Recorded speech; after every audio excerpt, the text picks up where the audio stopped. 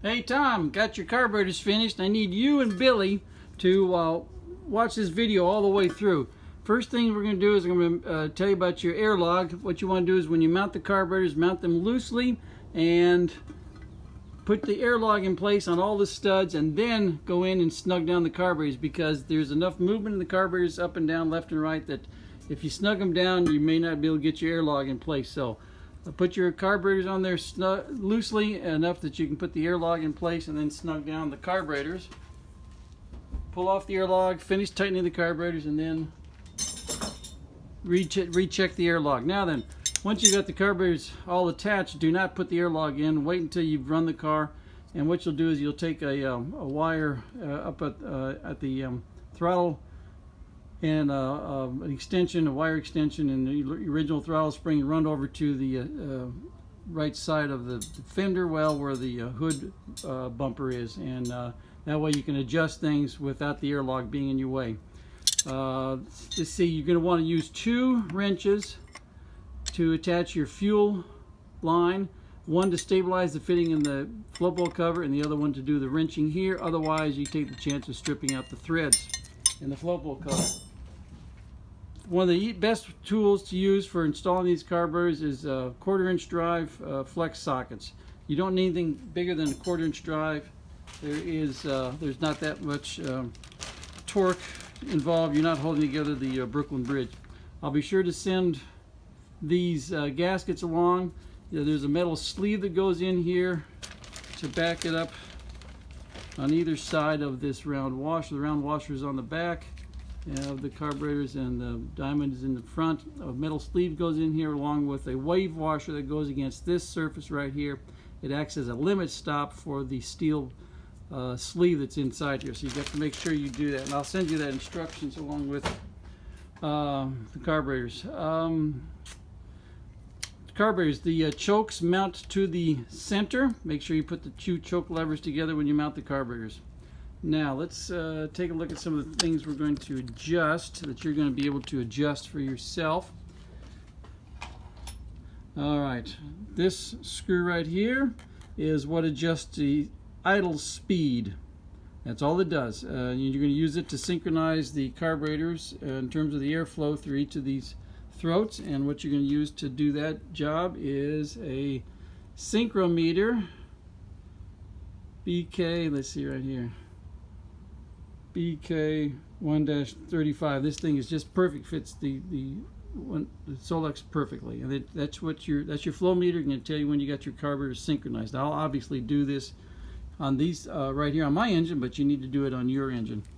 Next thing you're going to be adjusting is your idle mixture screw, and this is done a little bit at a time, in terms of, like, you screw it in just 1/8 of an inch or so until the idle starts to change. You back it out, go back 1/8 of an inch the rest the other way until the idle changes. And what you want to do is, when I say the idle changes, the idle is going to drop off either way, and what you want to do is get the best idle speed possible.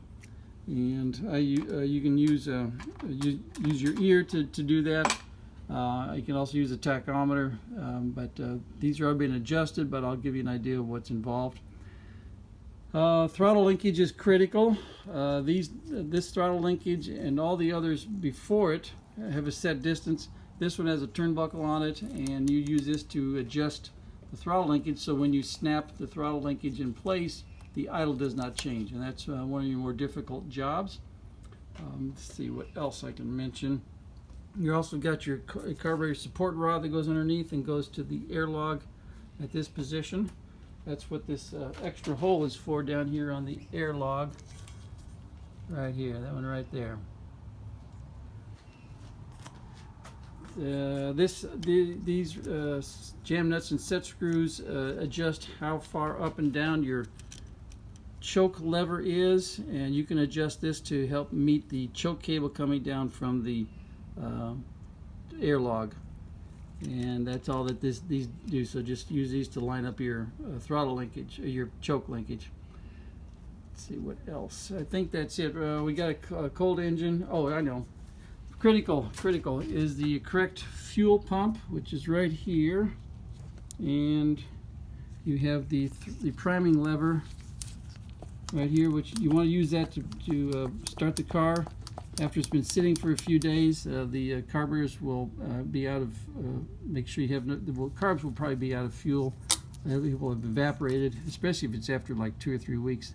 And sometimes you have to bump the engine over in order to get this on the cam so that you have some pumping resistance, and you can hear it squishing when you're pumping it. The only way to adjust these things is when they're warmed up.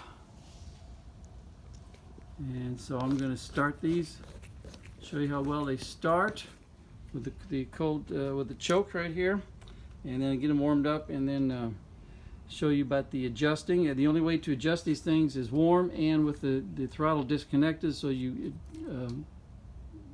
adjust each of these carburetors independently, and then you snap the throttle linkage in place and make sure that the idle doesn't change, and that's why you got a turnbuckle right here. Okay, so let's see. So we've got choke is on, switch is on.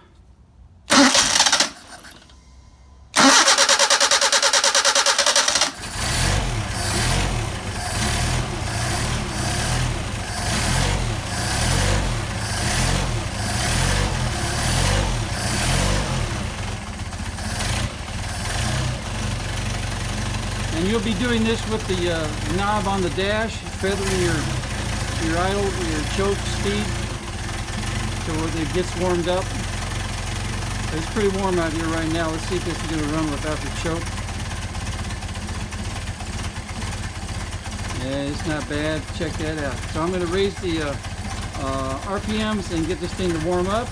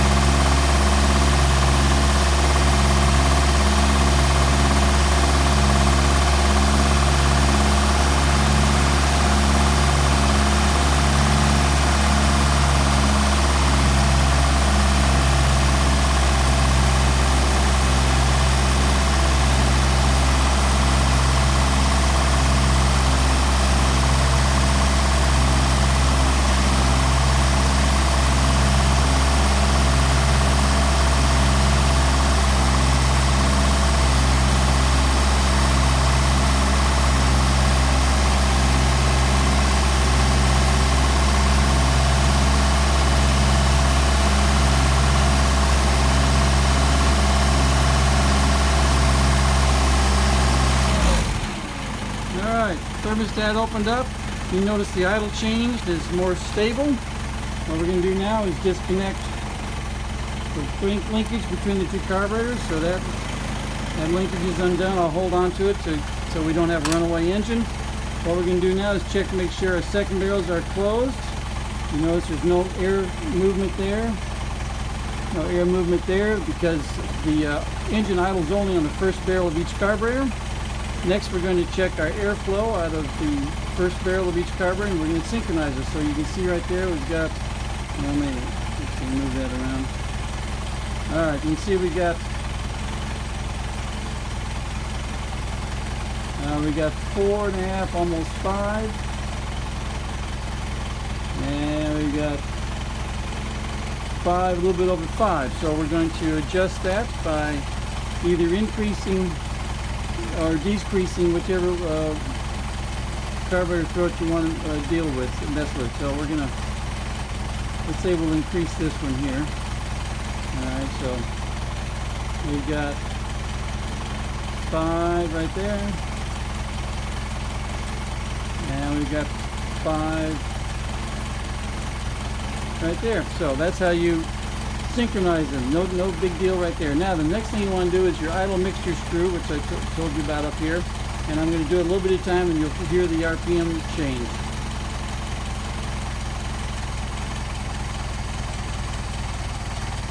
Starting to drop off. Screw it back where it was. Screw it back in the other way. Idle's starting to drop off again. Screw it back. Almost died. Okay, now what we're going to do is we're going to find our happy medium. And this is going to depend on your engine, so you're going to tune this and adjust it to your engine. You do that on both carburetors. You adjust your linkage where when you snap it in place the idle doesn't change. And then you rev it up and make sure it doesn't backfire on you, which means it's too lean.